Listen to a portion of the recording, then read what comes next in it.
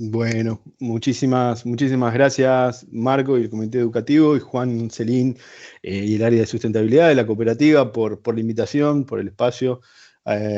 Buenas tardes a todos, buenas noches desde acá, desde Argentina. Un gran saludo, muchísimas gracias por su participación. La idea entonces de la jornada de hoy, de la siguiente presentación, es discutir brevemente la importancia y la relevancia del carbono en los suelos, como decía Juan Celín, y ponernos un poco al tanto de los avances de la iniciativa de recarbonización de la FAO en Costa Rica. Entonces, si les parece, voy a pasar a compartir mi pantalla y ustedes me van avisando, por favor, Juan o Marco, Ahí si estamos, ahí estamos. Estamos pueden viendo. ayudar. Excelente. Sí, muy bien.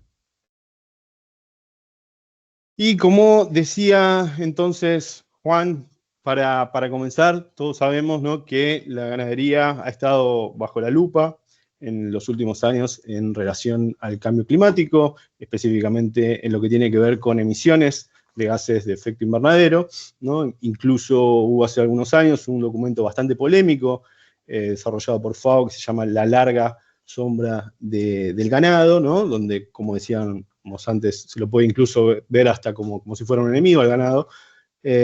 Y esto tiene, como decíamos recién, que ver con las emisiones de gases de efecto invernadero asociadas a la actividad ganadera, en los cuales hoy podemos estar hablando que del total de las emisiones de la agricultura, cerca del 60% de esas emisiones corresponden a las actividades ganaderas, ¿no? Fuertemente influenciado por las emisiones de metano entérico, de fermentación entérica de la actividad ganadera. Pero si vamos un poquito a mayor detalle y estudiamos cómo ha sido la evolución de las emisiones de gases de efecto invernadero de las distintas actividades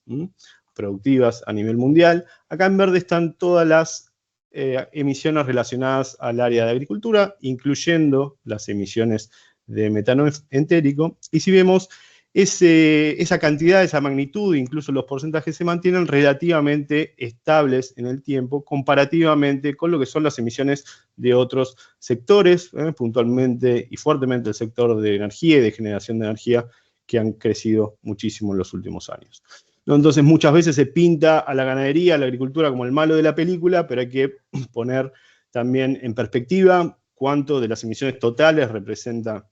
hoy las emisiones de agricultura. Estamos hablando de entre un 24 y un 27% de las emisiones totales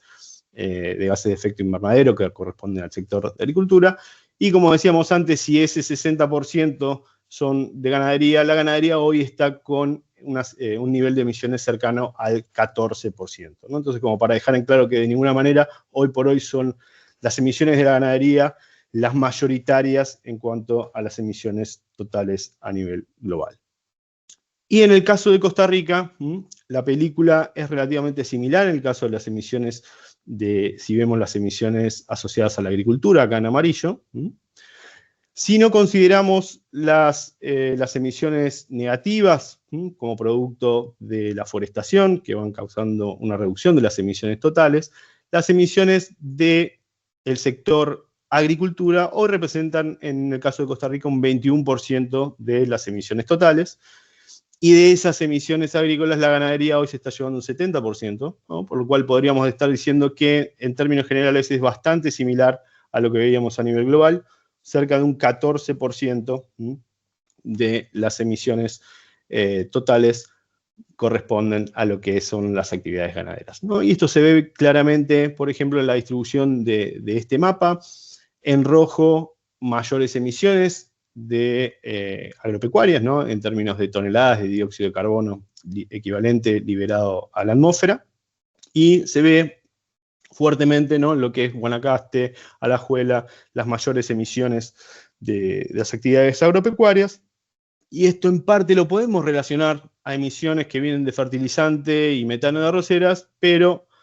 si vamos a este otro mapa, en estos colores más en rojo, se ve fuertemente que las emisiones que tienen que ver con la ganadería son las que están influenciando fuertemente esas emisiones de agricultura que veíamos, agropecuarias que veíamos antes, ¿no? Entonces, al igual que a nivel global, la ganadería hoy tiene un impacto fuerte en lo que son las emisiones de las actividades agropecuarias. Pero, así como en los últimos años se viene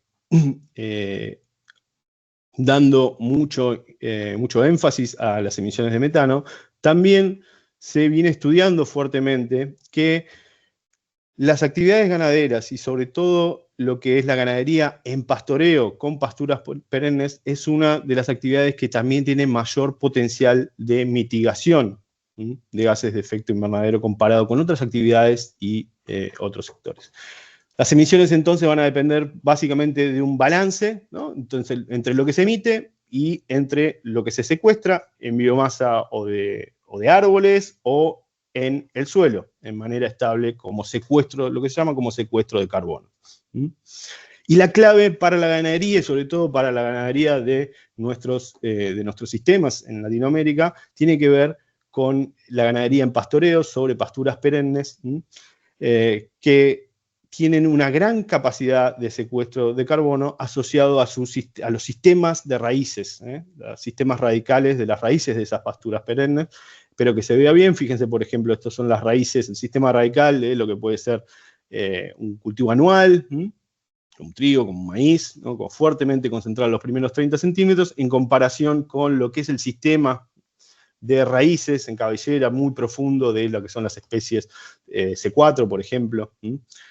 perennes, con una capacidad de enraizamiento muy, muy superior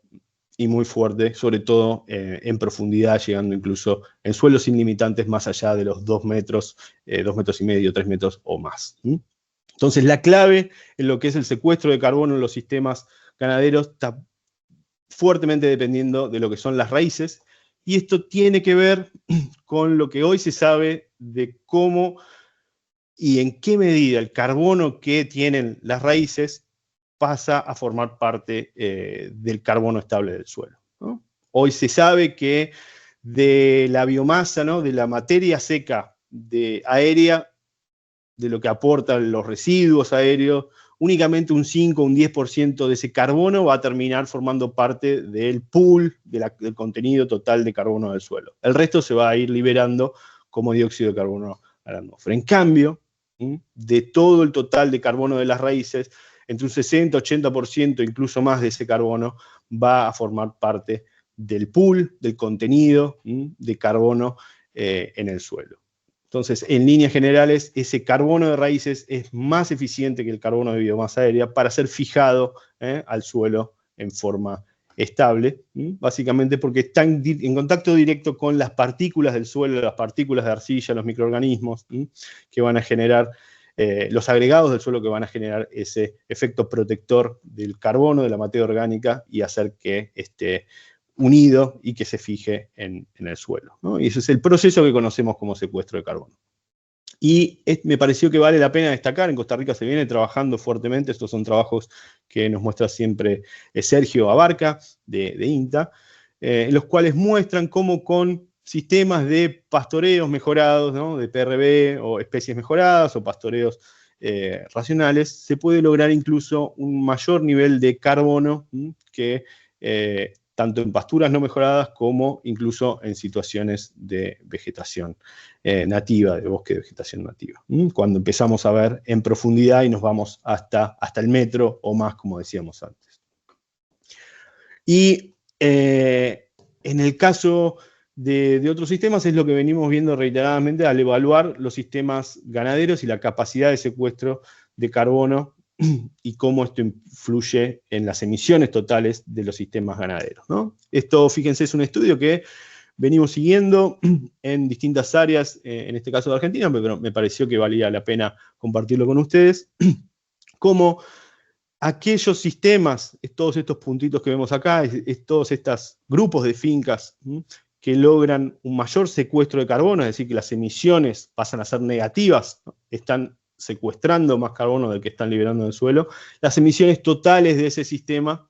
se empiezan a reducir e incluso en algunos casos acercarse a cero. Y sobre todo esto es lo que nos interesa mostrar, como la intensidad de emisiones, ¿no? Como cuán eficientes somos para generar emisiones por kilo de carne o de leche producido, en aquellos sistemas en los cuales nos vamos a emisiones desde el suelo negativas, ¿no? En los cuales estamos ganando más carbono del cual que el que estamos perdiendo, empezamos a disminuir esa huella ambiental, ese nivel de emisiones por kilo de carne o por kilo de leche producido. Digamos que lo que venimos evaluando, que las prácticas que mayor impacto tienen, lo que más mueve la aguja para disminuir emisiones en los sistemas ganaderos, tanto de carne como de leche, tienen que ver con el secuestro de carbono por las pasturas perennes y fuertemente asociado a ese desarrollo radical que discutíamos antes con una alta capacidad incluso de profundización en el suelo. Y esto es algo que venimos analizando no solo en Latinoamérica, sino desde FAO en distintos sistemas a nivel global. Hoy venimos trabajando con una iniciativa que se llama GSOCSEC, o Mapa Mundial de Secuestro de Carbono en los Suelos, en los cuales a través de modelación estamos tratando de ver en qué medida en las distintas áreas agropecuarias del mundo, nuestros sistemas son capaces de ganar carbono, de secuestrar carbono, ¿no? Entonces, básicamente lo que hoy estamos viendo a través del uso de modelos de simulación que van vinculando imágenes satelitales, el uso de modelos de simulación de carbono del suelo con distintas variables climáticas, temperatura, evapotranspiración, lluvia y variables del suelo. Hoy lo que estamos viendo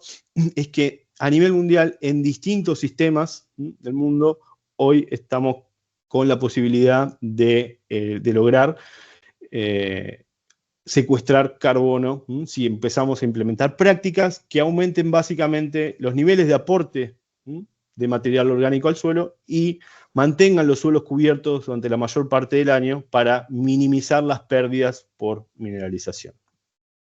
Y hoy, con la información que estamos recopilando a nivel mundial, podemos estar hablando que el potencial de mitigación hoy de las actividades agropecuarias está cerca del 35% de lo que son las emisiones. Y Costa Rica también participó y está participando de esta iniciativa, y lo que se viene estudiando, estos son estudios de la Universidad de Costa Rica, de la Universidad Nacional y de INICEFOR, y lo que vienen viendo es que existen a nivel de país distintas áreas con alto potencial de secuestro de carbono, y que si sumamos todas las áreas del país, aquellos, en especial los sistemas bajo pastoreo, ¿no? Lo que está acá como grassland, pastura, son las que presentan la mayor capacidad de mitigación de emisiones por secuestro de carbono en el suelo. Y algo que venimos viendo y se viene estudiando hace muchísimo tiempo, y que ustedes lo deben ver en sus lotes de producción, en sus apartos, en sus fincas mismas, es que el aumentar los niveles de materia orgánica, de carbono en los suelos, no es beneficioso únicamente para lo que es la reducción y la mitigación de emisiones, sino que va generando un efecto positivo, ¿no? Un círculo virtuoso en lo que tiene que ver con una mayor capacidad de infiltración de agua, beneficios en lo que es la aireación del suelo y el ciclado de nutrientes, la captación de nutrientes, sobre todo de bases, y muy asociado al ciclo del nitrógeno, como altos contenidos de carbono benefician ir generando una mayor capacidad también de ciclado de ese nitrógeno y de otros nutrientes como el azufre, por ejemplo, como al aumentar los niveles de carbono en sus distintas fracciones, vamos favoreciendo también la actividad microbiana y la actividad de la macro mesofauna del suelo. Y ustedes lo deben ver en sus lotes de producción, como al aumentar los niveles de producción de pasto, pero también de desarrollo de raíces, se va generando una estructura favorable para lo que es el hábitat y crecimiento de los microorganismos y de la meso y macrofauna, ¿no? Muy asociado a un manejo, como lo podemos llamar PRB, regenerativo o racional en los distintos países. Entonces, como decíamos antes, y como veíamos antes, nuestros suelos pueden ser desde los malos de la película,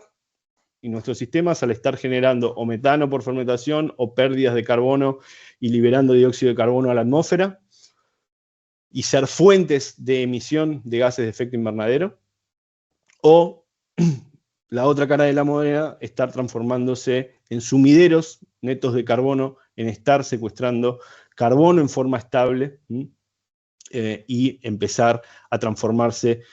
como decimos recién, en sumideros de carbono. Entonces nuestros sistemas, y en especial nuestros suelos, tienen un rol muy, muy importante en lo que puede llegar a ser la mitigación y adaptación al cambio climático. Pueden ser parte del problema como fuentes o parte de la solución. Y eso es lo que hoy estamos tratando de fomentar con esta iniciativa de Repsol, tratar de favorecer esa cara, ese aspecto de sumidero de nuestros suelos. La iniciativa de recarbonización es una iniciativa desde FAO y la Alianza Mundial del Suelo que tiene el objetivo de mejorar la salud del suelo, básicamente a través del mantenimiento y la mejora de las reservas o stocks de carbono del suelo, ¿no? Que fomente el secuestro de carbono, la recarbonización en nuestros suelos. Y hoy por hoy está planteado en una fase piloto, en el cual Costa Rica ha sido el primer país que ha iniciado con esta iniciativa. Y hoy está planteado como un mecanismo en el cual se aliente a los agricultores, a los productores, a adoptar prácticas de manejo sustentable o a escalar prácticas que ya vengan implementando para aumentar su producción y para, como decíamos antes, recarbonizar los suelos, aumentar el secuestro de carbono. Y en ese mecanismo, hoy se está planteando un doble apoyo, un apoyo técnico y un apoyo financiero a través de fondos, proyectos nacionales, internacionales, donantes o gobiernos o nacionales o internacionales y organismos nacionales e internacionales. Hoy, como decíamos antes, está el proyecto en una fase piloto que comenzó en Costa Rica, en Latinoamérica se expandió en México, en Ecuador, hoy en África estamos trabajando en países como Ghana, como Togo, en Asia Central, en Kazajstán, en Uzbekistán y en Armenia. Ya hoy estamos contando con 8 países pilotos, ¿no? En las distintas regiones, con otros países en análisis y otros países y proyectos, incluso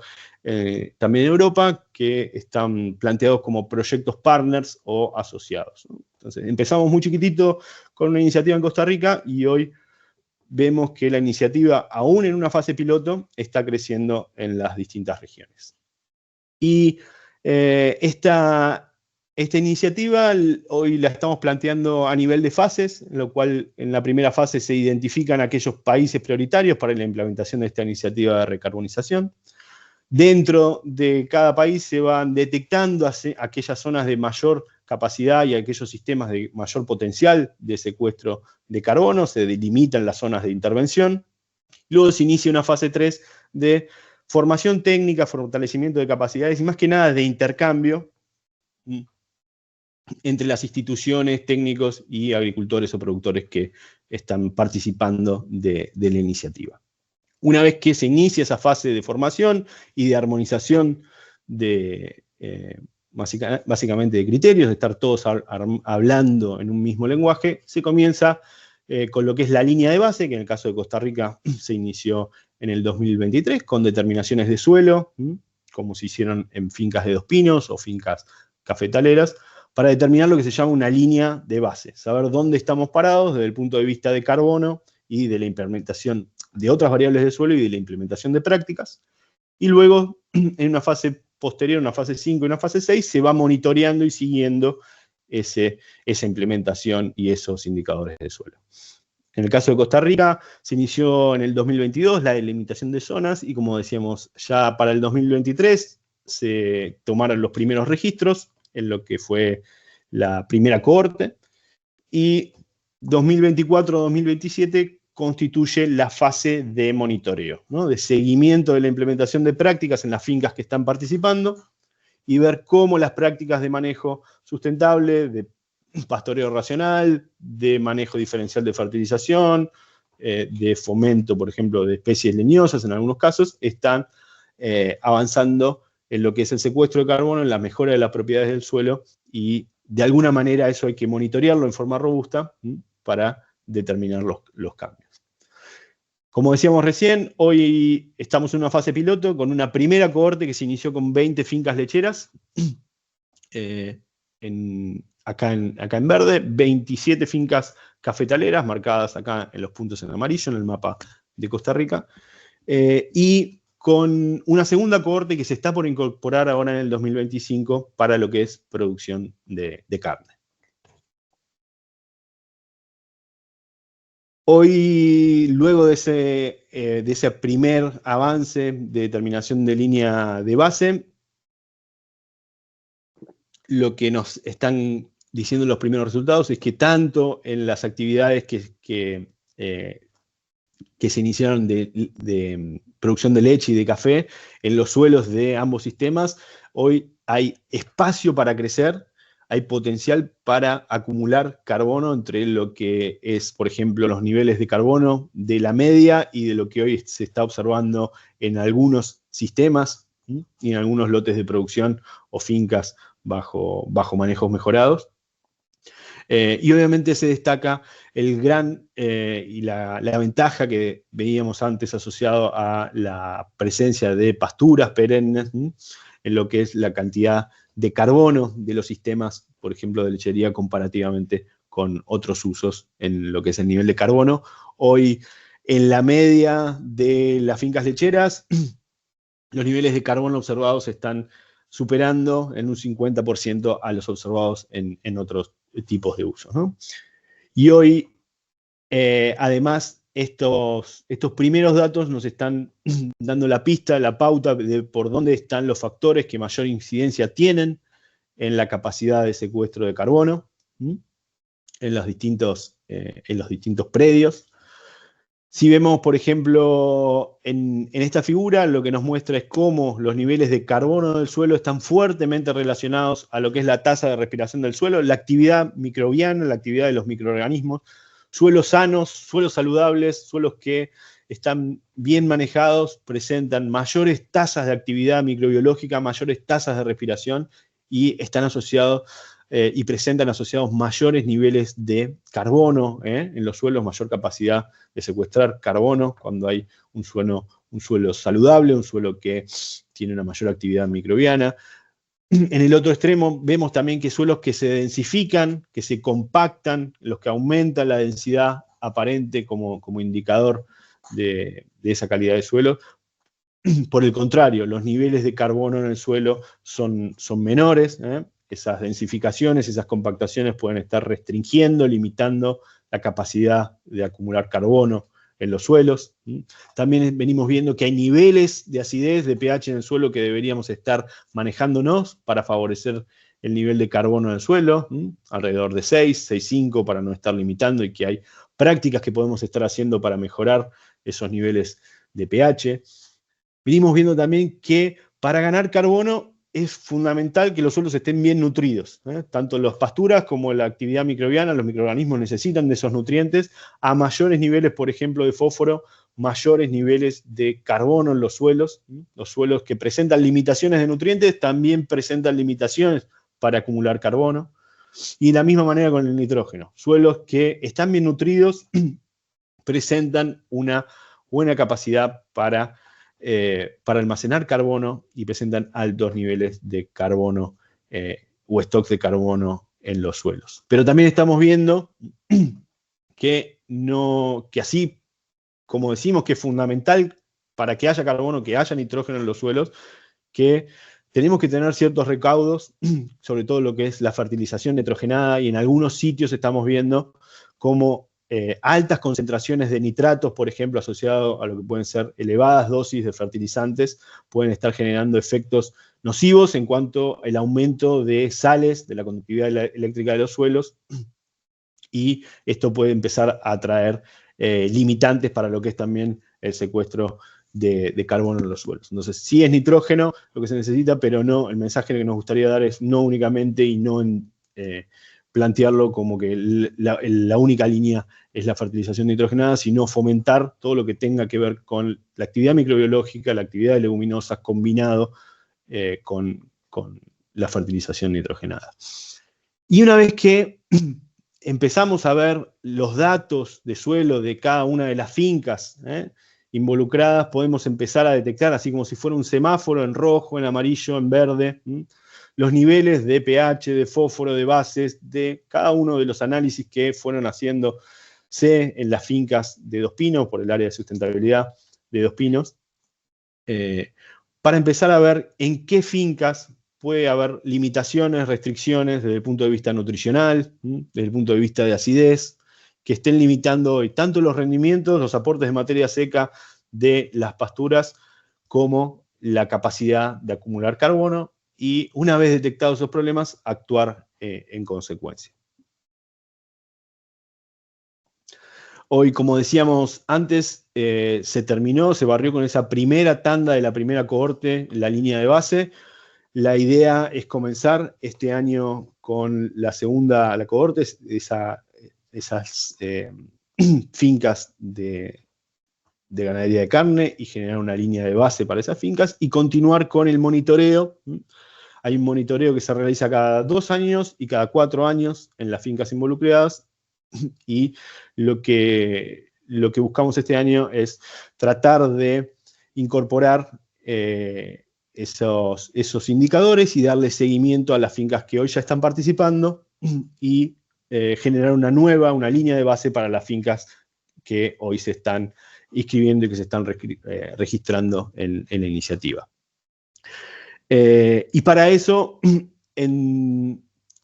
los distintos proyectos hacemos hincapié en un componente fuerte de capacitación y de fortalecimiento de capacidades, pero más que nada nos parece siempre que es un intercambio en el cual todos aprendemos, de todos, de los técnicos de distintas instituciones, de los productores, y hoy tenemos, en el caso de Rexol de Costa Rica, ya unas 10 jornadas de intercambio, como nos llamamos, o talleres,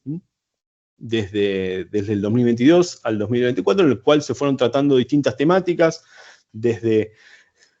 temáticas relacionadas a las buenas prácticas, temáticas relacionadas al monitoreo de suelos, hasta la última capacitación que tuvimos relacionada al uso de herramientas para estimar gases de efecto invernadero en la finca. Y otro componente que creemos que es clave es el componente de extensión. Y para esto nos estamos asociando a otra iniciativa de FAO, que es la iniciativa que se llama Doctores de Suelo, en el cual básicamente se trata de un sistema de transferencia de conocimientos de productor a productor, ¿no? De agricultor a agricultor, y que estamos convencidos que es la clave para el crecimiento del proyecto, que productores que hoy estén implementando buenas prácticas, que estén mostrando resultados, les puedan mostrar a otros que estén por ahí un poquito más retrasados en la implementación o más reticentes dentro de sus campos, cómo sus prácticas van mejorando la salud del suelo. Y para eso hay un sistema de extensión asociado a esta iniciativa, con metodologías estandarizadas a nivel mundial para mostrar esos cambios en la salud del suelo, y que los productores sean ellos mismos los doctores y los que puedan transmitir a otros productores. Y hoy esta iniciativa en Costa Rica está liderada por la Asociación Costarricense de la Ciencia del Suelo, que es el promotor nacional, y Dos Pinos está formando parte de la iniciativa como promotor local, y sobre todo el Comité Educativo de Dos Pinos, liderando la iniciativa de Doctores de Suelo. Muchos productores, técnicos y productores, ya han participado durante el año pasado en estas jornadas de extensión. Y además de Dos Pinos, participa ICAFE, la Universidad Nacional, la UCR, INICEFOR, entre otras instituciones, ¿no? La idea para lograr que siga creciendo la iniciativa, es ir comunicando estos resultados, tanto las reuniones que vamos teniendo, los resultados técnicos en las páginas y las distintas vías que tiene hoy la FAO para comunicar. FAO y la Alianza Mundial del Suelo para ir comunicando cómo la iniciativa, cómo la cooperativa, participando en la iniciativa, está impulsando la iniciativa de Rexsuelo en Costa Rica, que hoy se está emulando y se está copiando en distintos países. Y otro punto que nos pareció importante destacar, en el cual estamos avanzando, es la colección de datos. Hoy ya tenemos lista una aplicación en teléfono y en celular para lo que es la colecta de datos de fincas, básicamente de datos climáticos, de los datos de actividad, ¿no? Desde el número de cabezas, la fertilización y los datos de los muestreos de suelo, para que nos permita ir teniendo un seguimiento ordenado y armonizado en los distintos proyectos del mundo,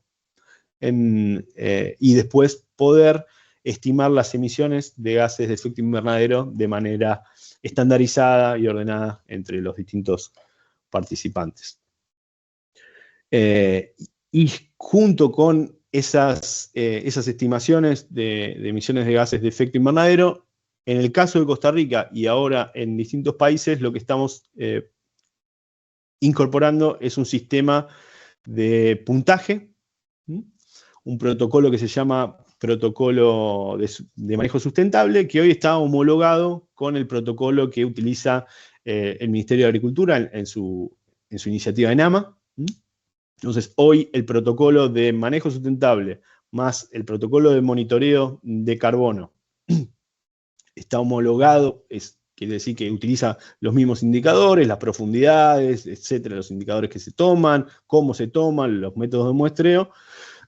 como para estar ampliando la base